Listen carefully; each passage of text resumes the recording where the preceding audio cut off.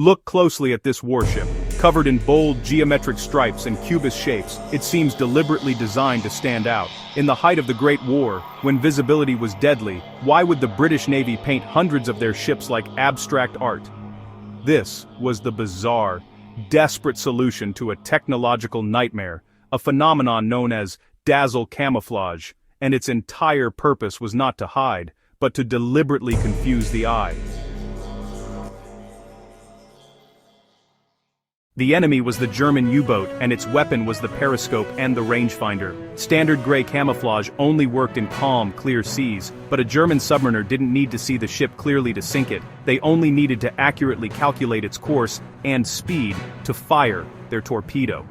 This realization led to the radical idea developed by marine artist Norman Wilkinson in 1917: if you can't hide the ship, make it impossible to track. Dazzle works by exploiting human perception. The high contrast patterns, often black, white, blue, and green, are designed to break up the vessel's outline, creating what's called disruptive coloration. Sloping lines distort where the bow and stern begin and end.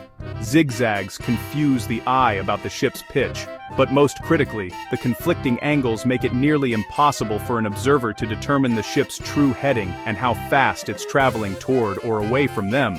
These patterns were optical decoys, not cloaking devices, deliberately throwing off the precious few seconds a U-boat captain had to make a fatal calculation. Was it effective?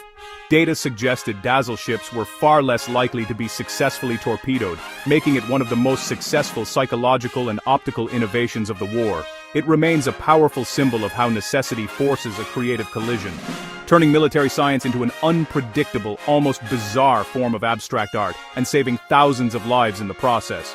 The ship that couldn't hide was the one that couldn't be hit.